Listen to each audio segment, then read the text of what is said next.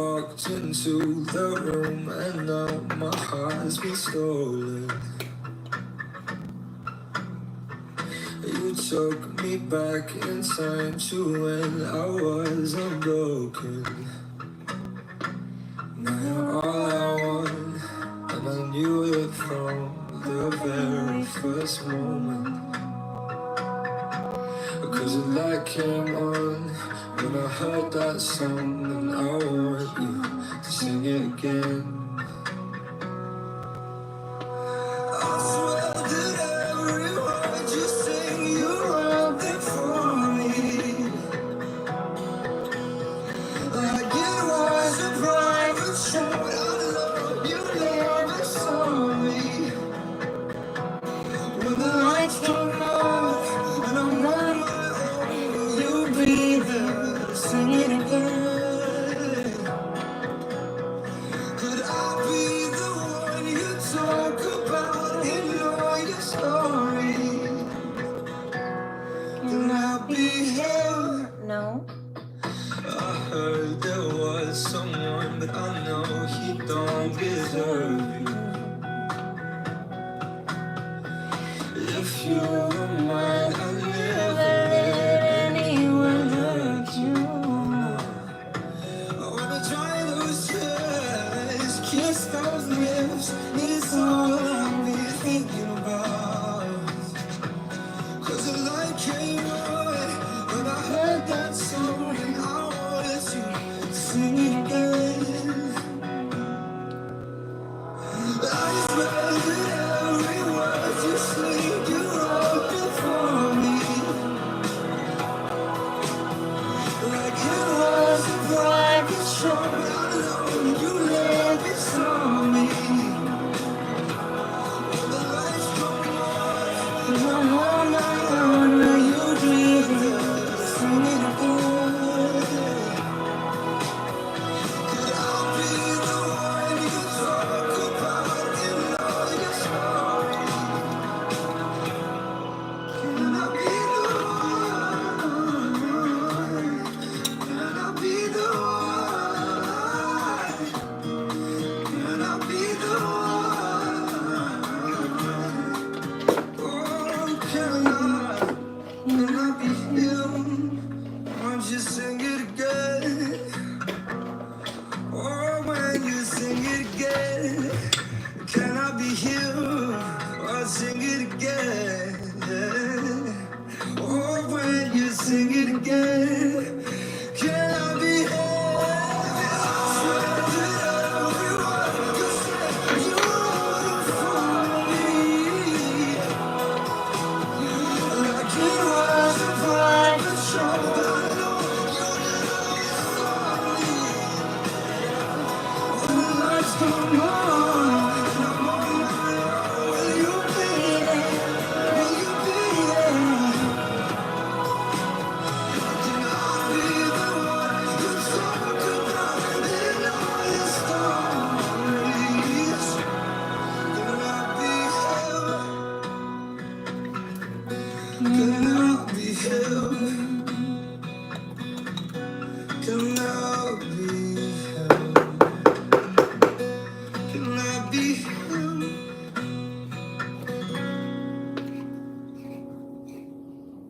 This song is in the recommended. We're going to play it.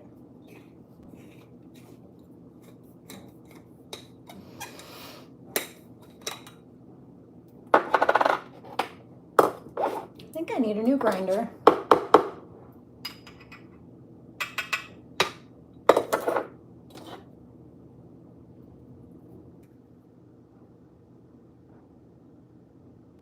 Somebody says why? Because it's very old and eventually they get dull. I think it's overdue. Not a big deal. I'm packing my bags that I didn't unpack the last time. I'm saying see you again so many times, it's becoming my tagline. 'Cause you know the truth, I'd rather hold you than try to catch this flight. So many things I'd rather say, but for now it's goodbye. Say I'm always a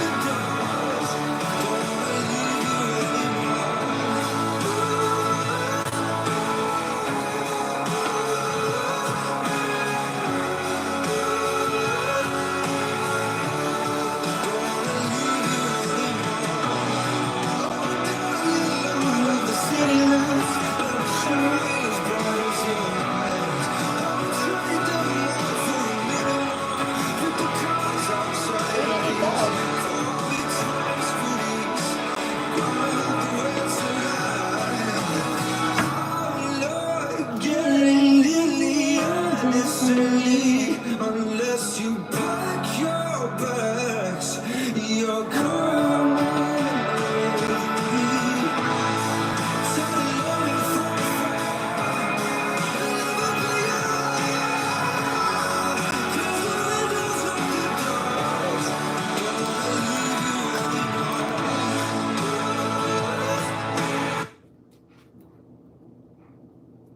Is my audio not working?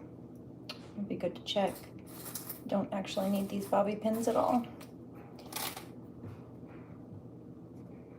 This is Cars Outside by James Arthur. It's interesting. Let me check the audio. No, we're good. Yep, actually, it was a little bit loud. Good call. One notch over the sweet spot. Too much. Let's see.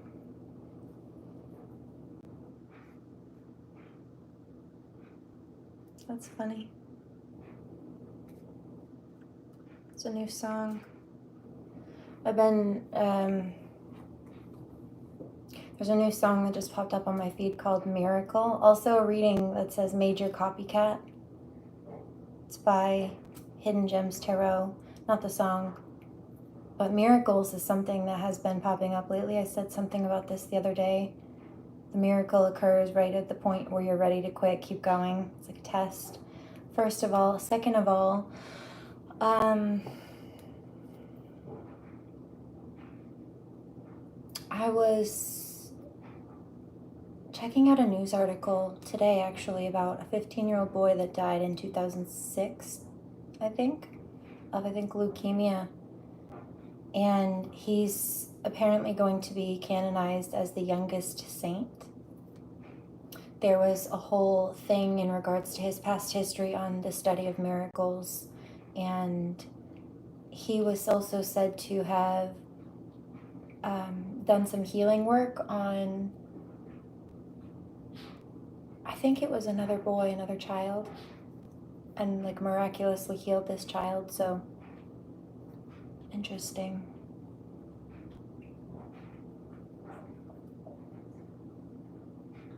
It's by Abel Hart, Miracle.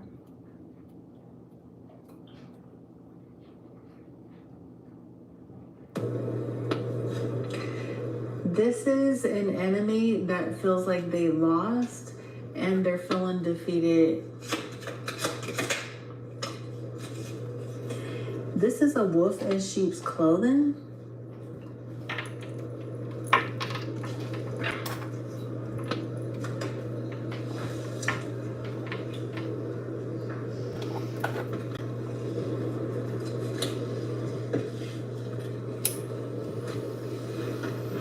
So it was a wolf in sheep's clothing trying to win against someone.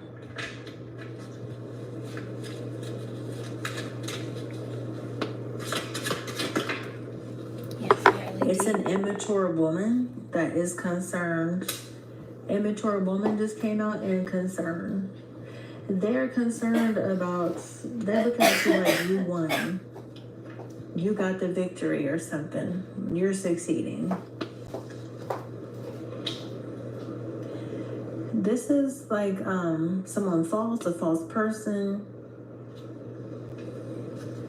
You're being seen as someone real, genuine, authentic,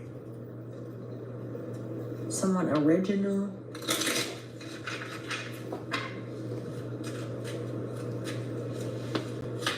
Now, if someone had told me I could be as energetic at 42 as I...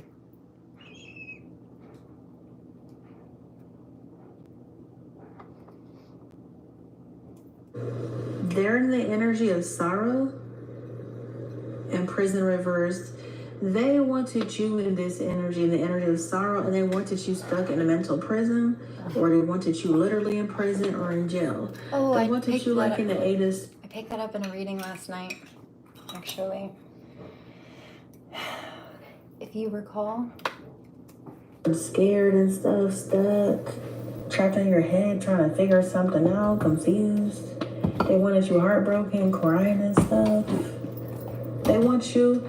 This is someone that is wanting you to be seen as someone fake and stuff.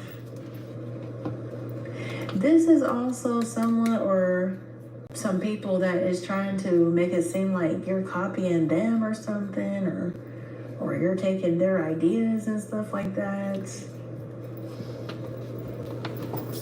But this is someone or some people taking your ideas and stuff and trying to act like it's their own or something like that.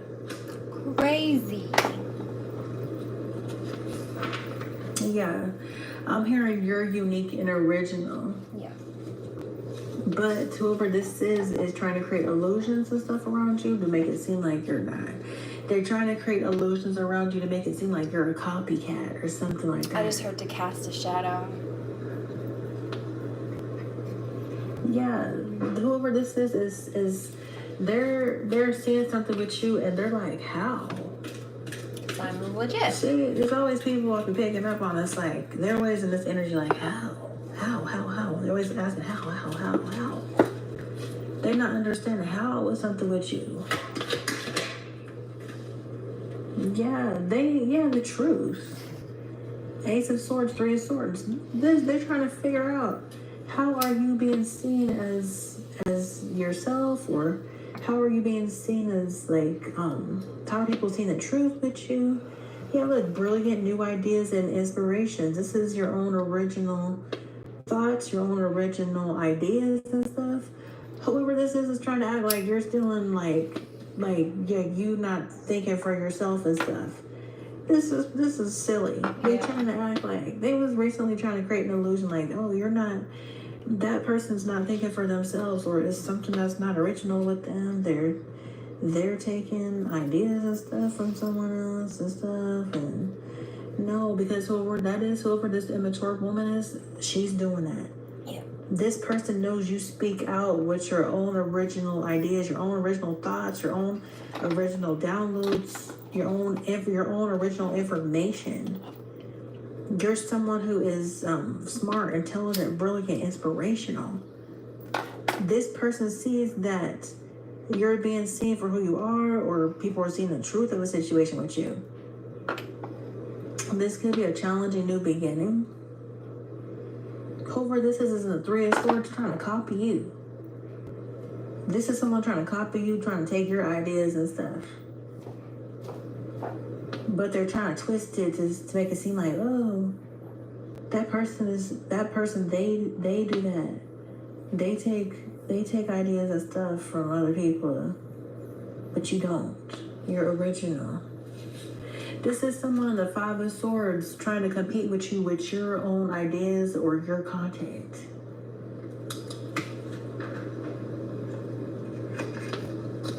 Because whoever that is a wolf in sheep clothing. They're fake. That person just a copy. It's a copycat. And you know, that's the energy that's been coming out. Some of these cards been coming out in the recent readings, like about a major copycat. Yeah. This person's a major copycat. They try to act like you're doing something wrong or something like that.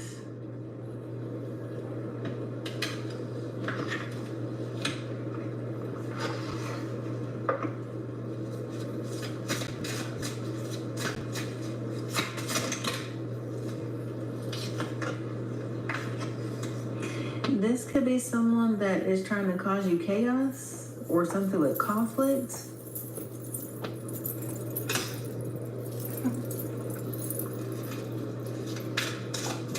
This is an immature woman that thought she was ending something for you. It's an immature woman in wolf in sheep's clothing. Oh, it's a wolf in sheep's clothing, immature woman.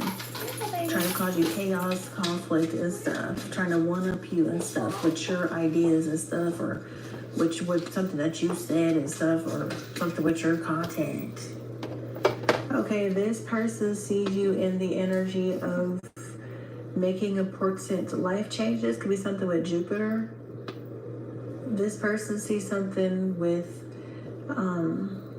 benefits for you, expansion, abundance, prosperity. This is someone who's trying to take your ideas and stuff and then act like they invented it and try to prosper off of it, and then have you be seen as someone who does that. So a narcissist, in other words, spinning the Dargo tactic. You could be someone who literally, like, you don't even be watching nobody else and stuff. You don't even look at nobody else online to even be taking their content and stuff. Like, what the heck? I mean, we give credit where it's due over here. Like I said, this is Hidden Gems Tarot. This is someone that does this kind of, that person that's a wolf in sheep clothing, they do stuff like this. Here, that's how they build their platform.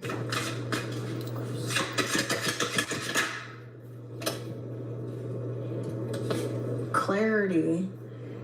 Yeah, this could be some kind of clarity with something. Clarity.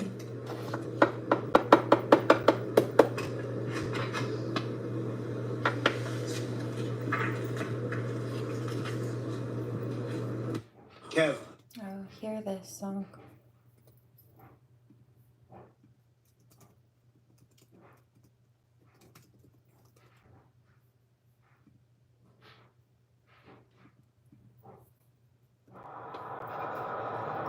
You're glowing, you color and fracture the light. You can't help but shine.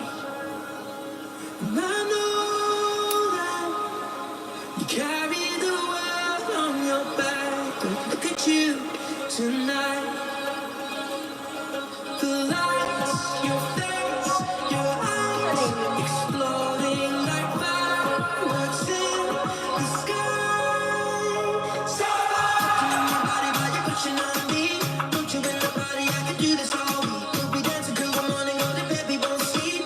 Drummer, kiss it, daddy, body. Body, why you pushing on me? Don't you in the body? I could do this all week. We'll be dancing till the morning, all the baby won't sleep. Drummer, kiss it, daddy, body. Look what we found. Come on, reach down into our hearts and pull us to our feet now. You know the truth is, we could disappear anywhere as long as I got you there. When the sun dies till the day shines, when I'm with you, there's not enough time. You are my spring flower, watching you bloom out. We are surrounded, but I can only see the lights. Your face, your eyes, exploding like fireworks in the sky. So body, why you pushing on me? Don't you in the body? I could do this all week. We'll be dancing till the morning, all the baby won't sleep. Drummer, kiss it, daddy, body. Body, why you pushing on me? Don't you in the body? I could do this all week. We'll be dancing till the morning, all the baby won't sleep. Drummer, kiss it, daddy, body.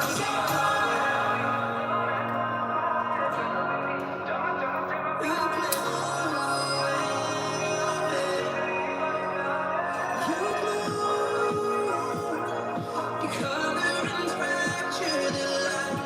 Look at you tonight.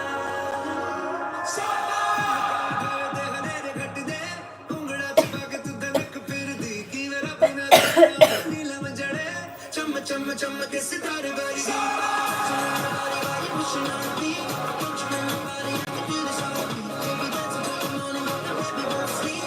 Chumma ke sitare bari pushing on me. Don't you in the body? I can do this all week. We'll be dancing till the morning, all the baby won't sleep. Chumma ke sitare bari pushing on me.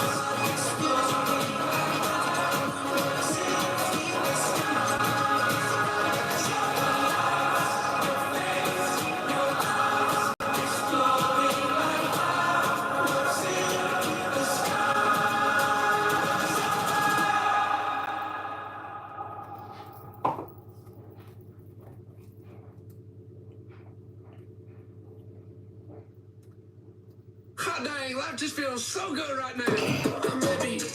Yeah, I know it. I don't even gotta try. It's just showing. Why you crazy? What you joking? Take a cup of gratitude and keep it flowing.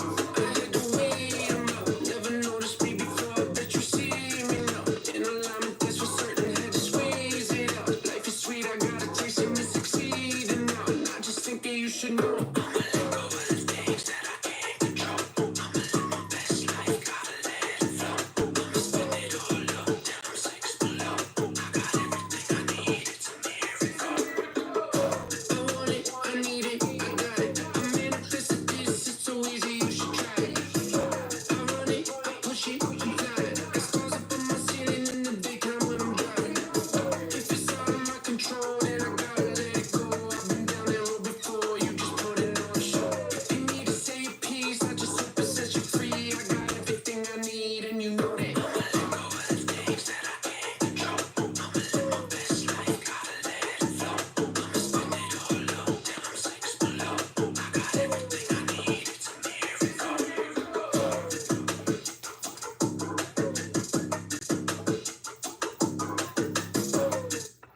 I'm a medium, you know I like the 6 below line. Funny.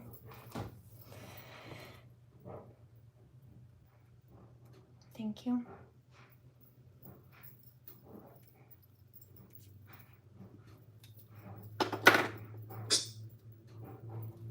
Spammed me with commercials.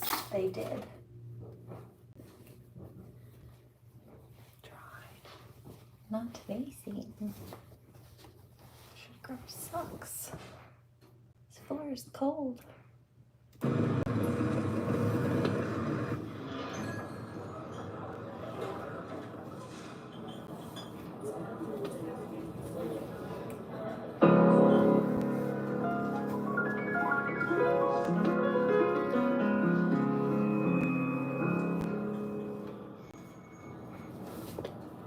I know you wanted me to stay, but I can't ignore the crazy visions of me in LA. I heard that there's a special place where boys and girls can all be queens every single day. I'm having wicked dreams of leaving Tennessee. If Santa Monica, I swear it's calling me. Won't make my mama proud. It's gonna cause a scene. She sees her baby girl. I know she's gonna scream. Oh, what have you done? You're a pink pony girl, and you dance at the club. Oh, mama, I'm just having fun. On stage in my heels, it's where I belong down at the Pony Club. I'm gonna keep on dancing at the Pony Club. I'm gonna keep on dancing down in West Hollywood. I'm gonna keep on dancing at the Pony Club. Pony Club. And dolls are on the floor. Lovers in the bathroom and a light outside the door. Black lights and a mirror disco ball. Every night's another reason why I left it all. I think my wicked dreams are here from Tennessee or Santa Monica. You've been so good to me. I'll make my mama proud. It's gonna cause a scene. She sees her baby girl. I know she's gonna scream. Oh, what have you done? You're a pink pony girl, and you dance at the club. Oh, mama, I'm just having fun. On stage in my heels, it's where I belong down at the Pony Club. I'm gonna keep on dancing in the Pony Club. I'm gonna keep on dancing down in West Hollywood. I'm gonna keep on dancing at the Pony Club. Pony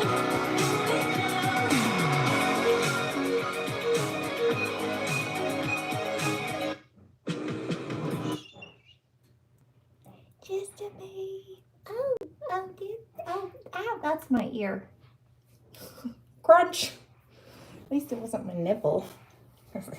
He's been known to do that too. Weirdo. Welcome. You're making me a little sneezy, my love. I'm not mad. Could do without the cat hair in my mouth, though.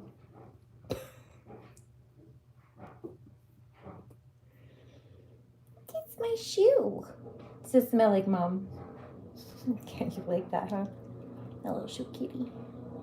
So silly.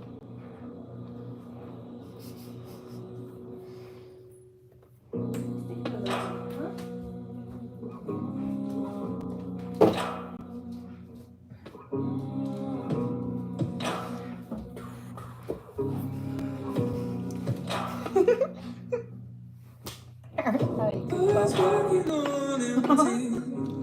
Is that the kind of way to face the burning heat? I just think about my baby. I'm so full of love I could barely eat. There's nothing sweeter than my baby. I'd never want once from the cherry tree.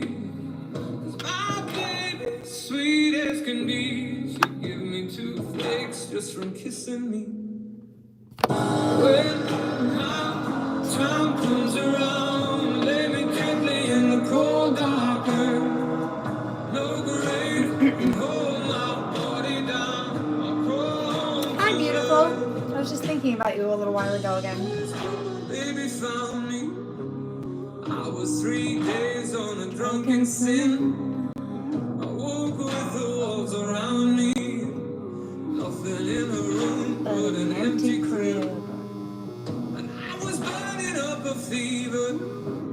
I didn't care much how long I lived. But I swear I thought I dreamed her. She never asked me once about the wrong I did. When my time comes around, lay me gently in the cold dark earth. No grave can hold my body down. Under her. No. I just picked that up. My eyes were closed so I could see what was still going on here. And then all of a sudden it started to wobble. And that was a third eye attack. It's a karmic attack. It's out of jealousy. But I'm telling you, I know about it. That's a no. If it wasn't witchcraft, it was just evil eye.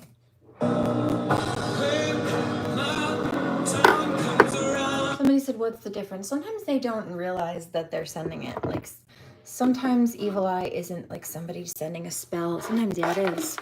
The evil eye, though, is their motive for sending a spell. Say somebody gets jealous of you.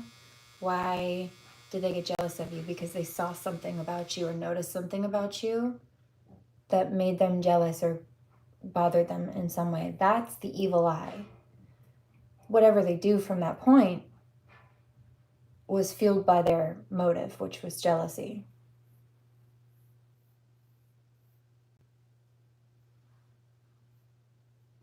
But if they would mind their business, they wouldn't have anything to evil eye or be jealous of.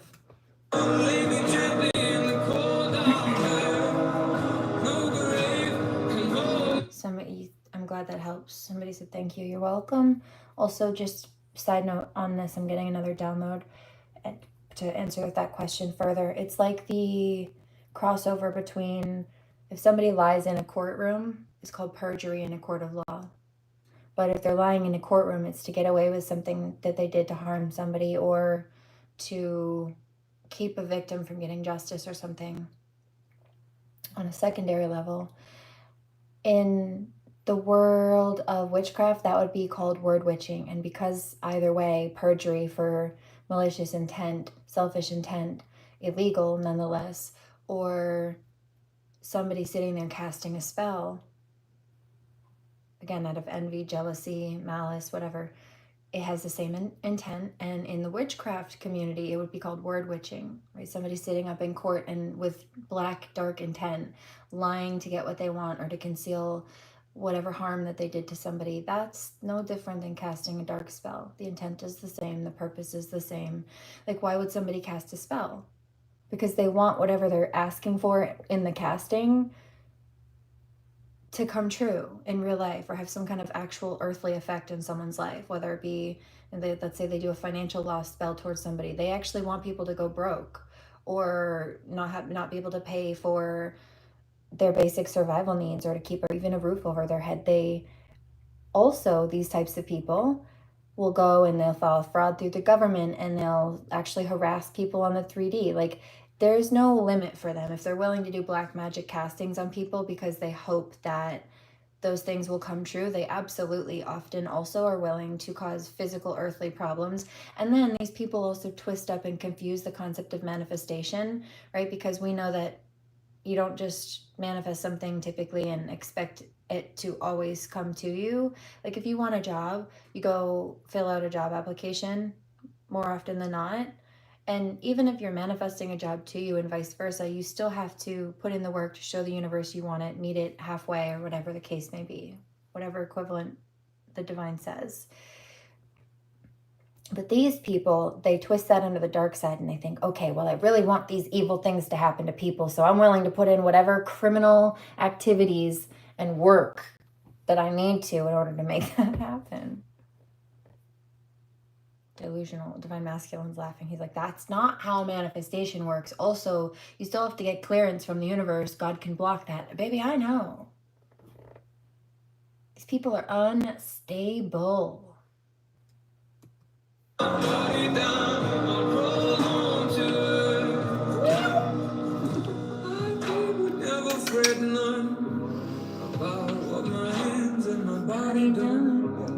I know. I can't believe I know. It's been going on in cycles for years. It's crazy.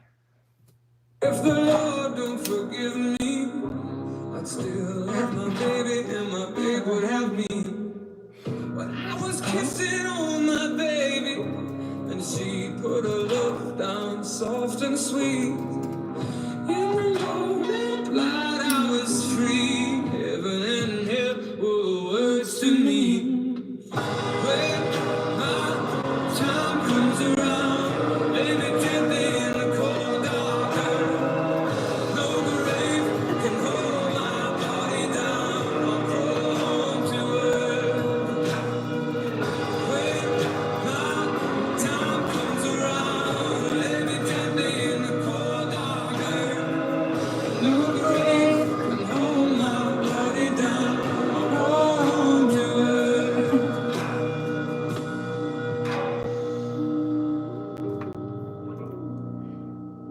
Okay. I just got a couple more songs on the download. I really like that new Abel song. It just popped up again, actually. That's a good one. They're all good.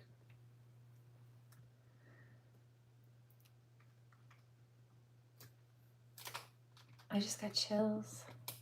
I just heard "Come Home to Me." Divine He says, my heart. You make my heart feel full and happy. Right.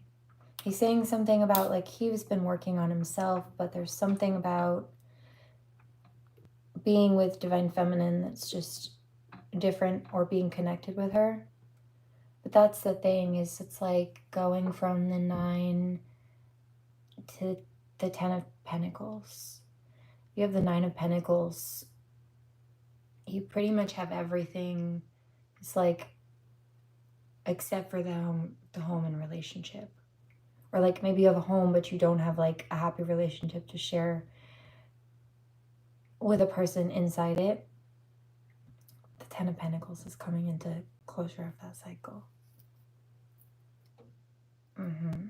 He says, because what's the point of having all this great stuff if I don't have anybody to share it with?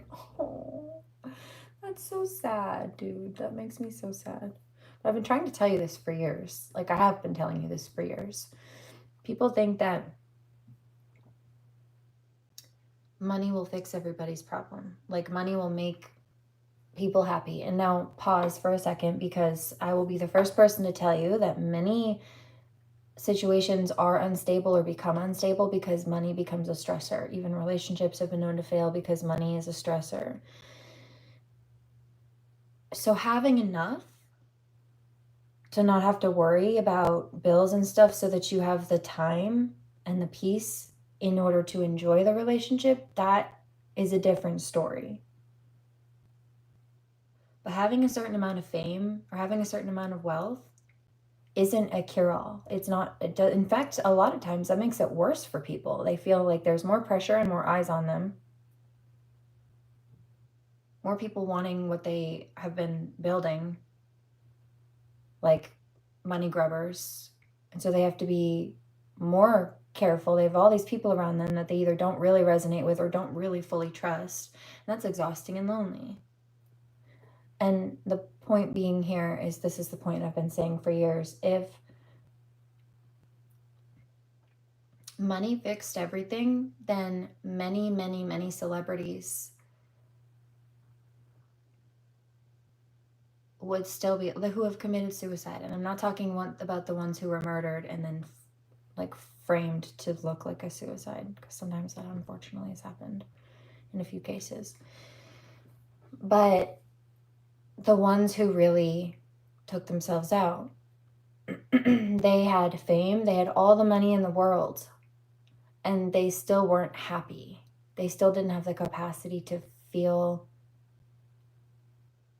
the depth of love, either that people had for them or to give out for themselves even. They had all the money in the world. It didn't fix the fact that they were depressed or feeling lonely. There's also, hold on.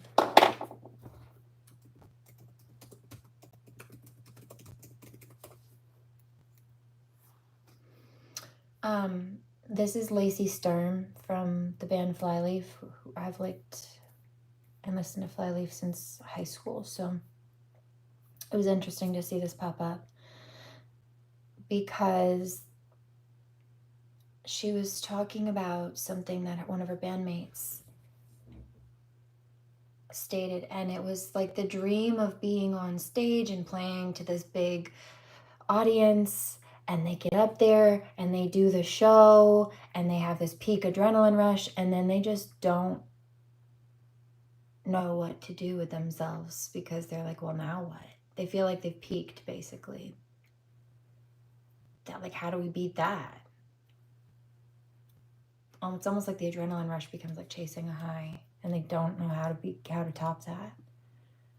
I think also that's when certain people get into addictive patterns. They do get into like adrenaline rushing and stuff like that. Josh has a really... Unfortunately, that's when sometimes people get into drugs and things like that. It's either because they're numbing or they're trying to feel something again. And that's, money is not fixing that. And in those cases, money's fueling their downfall more.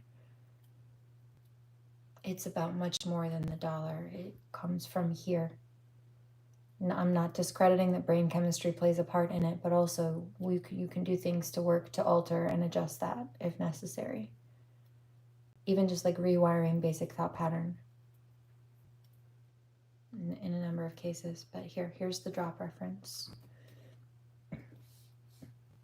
Josh is her bandmate. Josh has he talks about this all the time because he dreamed of rock stardom since he was young, and he talked about going on tour with us as a guitar tech, and even sometimes stepping on stage to fill in for whatever reason as a guitarist in Flyleaf, and how he came away even from the very experience of being on stage like once and walking off like in front of like a Download Fest or something, you know, like huge, like can't see the end of the crowd and hear the roar and whatever, and you walk off, and he said the drop was so profound. It was like, okay, now what? So it's just something to think about.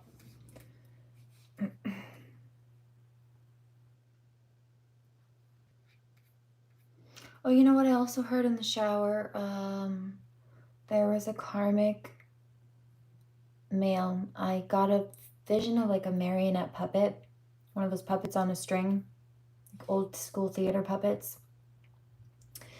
And this was a reference of how this karmic male had been trying to control everything in the target's life, I'd say Divine Feminine's life, from like trying to control or mess with her finances or her schedule on levels, or like whatever the case might be. He was trying to cause her difficulties, stress, duress, issues. And it's because,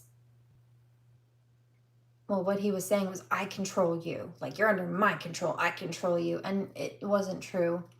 This is why he chose to be criminal in her life, because I heard that divine masculine says power tripping. Yeah, he has a God complex. I control you. He says, that's illegal. Baby, I know. That's why I speak up against it. Silly gooses. Not very smart of them. It's not as if there's not a paper trail that will eventually always catch up to them, and does. Has. Ooh. We're gonna play this. I showed up 15 minutes early. It says insomnia rules. I'm not sub to them. Now I am. I work at a small retail store with 6 rules. I love these scary stories. They're not really scary, a lot of them. Most of them, not to me anyway, but let's play. My first day at Wilson's Convenience on 3rd Street. The store sat wedged between a laundromat and a closed-down barbershop in downtown Portland. Nothing about its faded blue awning or... Which Portland? Oregon or Maine? ...open sign suggested it was anything but another struggling small business. Dave Wilson met me at the door. He was middle-aged, with deep lines across his forehead that made him look permanently worried. His eyes darted past me to look around the street before he unlocked the entrance. Right on time. Good. He ushered me inside quickly and locked the door behind us. We don't open for another 20 minutes. The inside was smaller than I expected. Aisles packed with products made narrow walkways that turned in confusing directions. I counted at least 8 mirrors hanging at different angles throughout the store, which seemed weird for a place this small. Dave took me to the counter and pulled a typed sheet of paper from under the register. Before anything else, you need to memorize these. He handed me the paper. Safety procedures. Non-negotiable.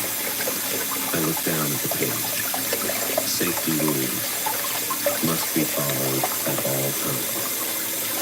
1. If the door chimes and no one enters, get behind the counter immediately. 2. Never help customers carry purchases to their vehicles. 3. Do not acknowledge anyone who enters the store between 12:13 a.m. 4. If an elderly woman tries to leave with items, suggest she forgot something. 5. Don't answer phone calls from your own number. 6. Leave exactly when your shift ends, not a minute later. I read the list twice, waiting for Dave to crack a smile. He didn't. Is this some kind of joke? I asked. Dave's expression remained serious. Does it look like I'm joking? No, but these don't make any sense. Why would the door chime if... You'll understand soon enough. He cut me off. For now, just follow them. The pay's good, right? Better than most retail jobs? I nodded. The hourly rate was actually why I'd taken the position in the first place. Nearly double minimum wage for what seemed like basic store clerk duties. Then trust me on this, Dave said, taking the paper back and carefully placing it under the register. Let me show you around. The tour was short, but weird. Products were arranged in ways that didn't make sense. Expensive items were on the bottom shelves, while cheap stuff was at eye level. Some aisles had products I'd never seen before, with brand names I didn't recognize and packaging in languages I couldn't read. What's this? I asked, picking up a jar with a label in what looked like Sanskrit. Dave plucked it from my hand and put it back exactly where it had been. Special order items. Don't move them. By 10 o'clock, we'd opened the store and a few customers had come in. Dave handled the register while I stocked shelves, but I noticed how he watched each person who entered. Tense, alert, like he was expecting trouble. Around 11, the front door chimed. I turned to greet whoever had entered, but saw nobody there. Just an empty doorway. Before I could understand this, Dave yanked me by the arm and pulled me behind the counter with surprising strength. What the? Rule number 1, he whispered, eyes fixed on the aisles. Just procedure. We stood there for almost 5 minutes while nothing happened. A display of potato chips toppled over in aisle 3, though I didn't see what knocked it down. The air felt colder near that spot. "Can I ask what's going on?" I whispered. "No," Dave said flatly, "but you can help me clean up that mess in a minute." When Dave finally decided it was safe, we emerged from behind the counter. As I picked up scattered chip bags, I felt the hair on my neck stand up. Something felt wrong, like I was being watched by someone I couldn't see. During my lunch break, I sat in the small back room eating a sandwich. Through the half-open door, I watched Dave constantly checking the large... Somebody says, was that from the cats? The dirt on the napkin? No, that's just ash from sage smoke. Smudging. And it was on the counter. So it ashed on the counter a little bit. Booth near the window. The booth remained empty all day, but Dave's eyes returned to it every few minutes like he expected someone to be sitting there. The afternoon brought a steady stream of normal customers, though Dave seemed to relax only after each one left. I wondered if he had anxiety issues or if the store had problems with theft. Neither explanation felt right. An hour before closing, an elderly woman with a cane hobbled in. She moved slowly through the aisles, looking at products really carefully. Dave's entire demeanor changed. Somebody says, so it was actually clean. It was just ash from being burned. Yep. And actually, did you know that sage is, what is it, antimicrobial? Maybe both.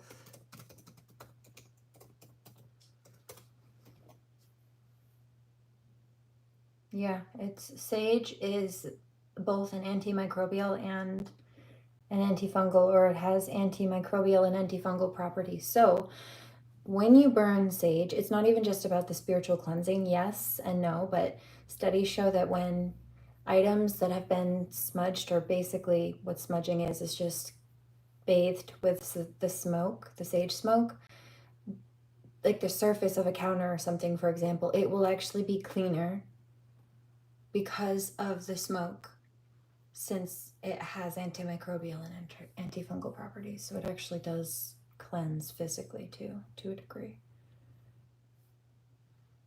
Wouldn't you know? When she entered, his back straightened, his eyes narrowed, and he positioned himself where he could watch her without being obvious. "Can I help you find anything, ma'am?" I offered.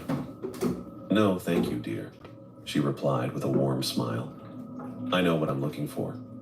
She spent almost the entire hour browsing, eventually purchasing only a small container of tea. Dave kept a close eye on her the entire time, especially as she approached the exit. When the door closed behind her, he exhaled and his shoulders dropped. "Who was that?" I asked. "A regular customer," he said, not elaborating. At exactly 8 p.m., Dave began closing procedures. "First days are always quiet," he told me as he counted the register. He checked his watch with unusual precision. "But remember Rule 6, leave exactly when your shift ends, not a minute later." I nodded, thinking he was being excessive. The rules seemed arbitrary and paranoid, but the day had been strange enough that I didn't feel like arguing. As I gathered my things, I asked, "So, same time tomorrow?" "Yes, not early, not late, exactly on time." Dave looked at me with an intensity that seemed disproportionate to the question. "And Michael, the rules aren't suggestions." I walked out to my car feeling confused. Maybe Dave was just eccentric. Maybe the store had been robbed before. Maybe this was all some weird test for new employees. Before getting in my car, I looked back at the store. Dave stood in the window, watching me with that same serious expression, not waving or smiling, just watching until I drove away. 3 days into my new job at Wilson's Convenience, I'd almost convinced myself that Dave's strange rules were just the quirks of an anxious boss. The store had been quiet, customers were normal, and nothing out of the ordinary had happened. I was starting to think Dave might just be paranoid. I was on my knees, stocking the bottom shelf with canned soup when the front door chimed. "Let me know if you need any help," I called out, not bothering to look up from my work. The soup cans were all facing forward now, labels perfectly aligned. No footsteps followed the chime. No greeting. No sound at all. I stood up, expecting to see someone browsing quietly in one of the aisles. The store was empty. The door had chimed, but no one had walked in. Rule number 1 flashed through my mind. If the door chimes and no one enters, get behind the counter immediately. I felt really nervous as I looked toward Dave, who was already staring at me from across the store, his eyes wide and urgent. He jerked his head toward the counter. I moved quickly, dropping my cart of stock items. Dave met me behind the register, looking really nervous. "What's happening?" I whispered. Dave put a finger to his lips, eyes looking around the empty aisles. The store temperature dropped suddenly. I could see my breath clouding in front of my face. It was warm outside, but in here it was freezing. Something knocked over a display of potato chips in aisle 2, the same aisle where I'd seen a display fall 3 days ago. Cans rolled across the floor. Boxes of cereal tumbled from shelves. Something invisible was moving through the store, leaving a trail of disarray. Cold spots followed its path. I could track its movement by watching where my breath became visible. "Don't move," Dave murmured. "Don't speak to it." "To what?" I asked, my voice barely audible. Dave didn't answer. We stayed behind the counter for almost 20 minutes while the invisible presence knocked items around. Eventually, the temperature returned to normal and the store went quiet. Dave let out a long breath. "All clear," he said, stepping out from behind the counter. "Help me clean this up." As we picked up fallen merchandise, I tried again. "What was that?" "That was why we have rule number 1, Dave said, as if it explained everything. He looked at the ceiling, where one of the many mirrors was mounted. "They don't always have a form we can see." I wanted to ask more questions, but Dave's expression told me the conversation was over. The next day, I was running the register when a woman in an expensive-looking pantsuit entered the store. She browsed for only a few minutes before approaching the counter with a single bottle of water and a granola bar. "Will that be all?" I asked, scanning her items. "Yes, thank you," she said with a smile that didn't reach her eyes. Something about her seemed off. Her movements were too precise, her posture too perfect. As I handed her the bag, she said, "Would you mind helping me carry some things to my car? I have a few heavy items in my trunk I need to bring into my office across the street." I remembered rule number 2. Never help customers carry purchases to their vehicles. "I'm sorry, but store policy doesn't allow employees to leave the premises during shifts," I said, trying to sound apologetic. Her smile remained fixed, but something changed in her eyes. "It would only take a minute," she insisted, her voice now carrying an unnatural echo. "My car is right outside." "I really can't," I said firmly. "Store policy." Her face twitched, not like a normal muscle spasm, more like her features were struggling to stay in place. Ew. For a split second, her smile stretched wider than any human mouth should be able to. Her eyes darkened to solid black before returning to normal so quickly I almost thought I'd imagined it. "Fine," she snapped, snatching her bag. "Terrible customer service at this place." She stormed out, walking weirdly like her joints were bending backward. Dave nodded at me with approval from aisle 3. Later that week, I think it was my 6th day, I noticed someone sitting in the corner booth near the window. It was the same booth Sorry, Dave it's had loud. kept watching during my first day, though it had remained empty until now. A man sat there completely still with his head down. He wore a plain gray suit that looked a bit old-fashioned. He didn't have any food or drinks. He didn't seem to be doing anything at all except sitting there. "Who's that?" I asked Ryan Torres, my coworker, who was showing me how to work the coffee machine. Ryan glanced over, then quickly looked away. "Don't stare at him," he said under his breath. "Why? Who is he?" We don't talk about him, Ryan said, suddenly very interested in cleaning the coffee filters. And we definitely don't look at him, especially not his eyes. I couldn't help myself. I looked back at the corner booth. The man hadn't moved an inch. Ryan grabbed my arm. I'm serious, Mike. Never look at corner guy's eyes. Ever. Corner guy? I repeated. Just don't, Ryan insisted. Dave will tell you more when he thinks you're ready. Throughout my shift, I noticed both Dave and Ryan were careful to never turn their backs to the corner booth. They kept their eyes averted but always seemed aware of exactly where corner guy was. The man never moved, never ordered anything, never acknowledged anyone. He just sat there, head down, motionless. When I got home to my apartment that night, I couldn't stop thinking about everything I'd seen. The invisible presence, the woman with the stretching face, the motionless man in the corner booth.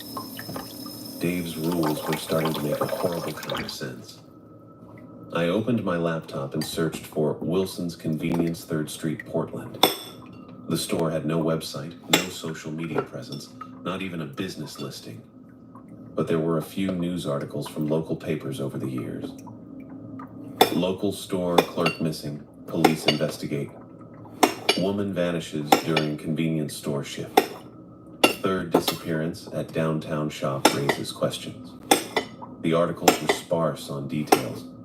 Sarah Jennings disappeared during her shift in 2018. Mark Cooper vanished in 2015. Anna Walsh in 2012. All employees at Wilson's Convenience, all gone without a trace. No bodies ever found. I scrolled through missing persons forums where people discussed theories. Most blamed human trafficking or serial killings. A few mentioned strange things they'd noticed while shopping there. Cold spots, items moving on their own, a sense of being watched. One comment from a user named ex-Wilson employee caught my attention. The rules are there for a reason. I quit after 2 weeks. The things I saw, just follow the rules if you want to live. I hardly slept that night. The next morning, I arrived exactly on time for my shift, as Dave had instructed. He was waiting for me at the door, his face more serious than usual. Come to the back, he said without greeting me. In the small storage room, Dave closed the door and turned to face me. You've been researching the store, he said. It wasn't a question. I stared at him. How did you know that? He ignored my question. The missing employees. You found the articles. I nodded slowly.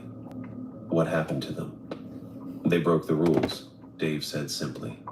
His eyes held mine, searching for something. The rules keep you alive. This isn't a normal store. I need to know if you can handle that. The question just sat there between us. Could I handle it? The invisible things, the woman's messed up face, the corner guy that everyone was scared of, the missing employees. It was like walking into a nightmare. But I was too curious. I wanted to understand. What makes this place different? I asked. You've seen enough to know it's not ordinary, Dave replied. The question is whether you'll follow the rules or end up like the others. I thought about what I'd seen in just 6 days. If I stayed, I'd see more. If I left, I'd never know the truth. I can handle it, I said, surprising myself with how steady my voice sounded. Dave looked at me for a moment before nodding. Good. Because I think you notice things others miss. That's rare and valuable here. He turned to leave, then stopped at the door. Stay away from the corner booth. And remember, the rules aren't suggestions, they're survival. 1 week had passed since I'd started at Wilson's Convenience, and I was beginning to get used to the weird routine of the place. The rules still didn't make complete sense, but after what I'd seen with the invisible presence and the woman with the stretching face, I stopped asking questions. I figured Dave had reasons for his paranoia, even if I didn't get them yet. That morning, Dave introduced me to Sarah Thompson, a new hire who'd started the day before. She was about my age, maybe a little younger, with a friendly smile and an excitement that reminded me of my first day. Michael will show you the ropes today, Dave told her. Pay attention to everything he says. He gave me a meaningful look that I understood all too well. Follow the rules. Keep her safe. Got it, I said, nodding. We'll stick to the register for now. Sarah was a quick learner, picking up the register system faster than I had. She was also much better with customers, naturally cheerful and helpful in a way that made people smile back. But that same helpfulness had me worried. Twice already, I'd caught her about to follow customers into aisles to help them find products, and I'd had to remind her to stay behind the counter unless absolutely necessary. The rules seem excessive, she whispered to me during a quiet moment. Dave acts like something terrible will happen if we don't follow them exactly. I thought about the invisible presence that had knocked over displays, the woman whose face had stretched beyond human limits, and the motionless man in the corner booth, who Ryan had warned me never to look at. Just trust me, I said. The rules matter. The afternoon dragged on without incident. Dave stayed in the back office catching up on paperwork, leaving me to supervise Sarah at the front. Around 4 o'clock, the door chimed, and a teenage boy walked in. He looked normal enough, maybe 16 or 17, wearing jeans and a faded band t-shirt. Nothing about him stood out except how intently he looked around the store. He walked through several aisles, picking up various snacks and drinks before approaching the counter with his arms full. Find everything okay? Sarah asked with her bright customer service smile. Yeah, thanks, he said, dropping his items on the counter. As Sarah rang him up, I noticed how the boy kept looking around, his eyes lingering on the exits and the mirrors mounted near the ceiling. After paying, he gathered his 4 bags of groceries and glanced outside. Hey, any chance one of you could help me carry these to my car? He asked. My mom's waiting, and I can't manage all these bags myself. I felt my stomach drop. Rule number 2, never help customers carry purchases to their vehicles. Sorry, we can't leave the store during our shifts, I said firmly. The boy turned to Sarah, who was already stepping out from behind the counter. It's just to the parking lot, she said, reaching for 2 of his bags. I don't mind helping. Sarah, no, I started, but she was already moving toward the door. Store policy, I said more urgently, looking around for Dave. We can't... But Sarah laughed it off. It's literally 10 feet away. I'll be right back. The 13 days into my job at Wilson's Convenience, and Sarah's empty locker in the back room was a constant reminder of what happened. No one talked about it. My reflection paused mid-motion while I continued cleaning. Just for a second, so brief I almost missed it. I rewound and watched again. There it was. I moved. But my reflection stopped, watching me before copying me again. I checked more recordings. 6 days ago, while I was at the register, my reflection in the mirror behind the counter turned its head to follow a customer while I was looking down at the cash drawer. 3 days ago, it smiled when I wasn't smiling. My reflection had been moving on its own for over a week, and I hadn't noticed. You see it now. I jumped. Dave stood in the doorway watching me with an unreadable expression. I was just... It's okay, he said, stepping into the small room. You should know what you're dealing with. He pulled up a chair next to mine and looked at the paused security footage showing my reflection with its head turned wrong. What is all this? I asked. What's really going on in this store? No. Dave was quiet for a long moment. Then he sighed, suddenly looking much older. Wilson's Convenience isn't just a store, he said. It's a containment facility. The layout, the mirrors, the rules, they're all designed to keep certain things in and other things out. What things? Entities from another dimension, Dave said, his voice flat and serious. Some slip through weaknesses between realities. This store was built as a trap and a prison. The mirrors are portals we control. The rules are boundaries that keep the entities contained. I thought about everything I'd seen in the past 2 weeks. the invisible presence, the woman with the stretching face. I'm going to drop the mic right there. And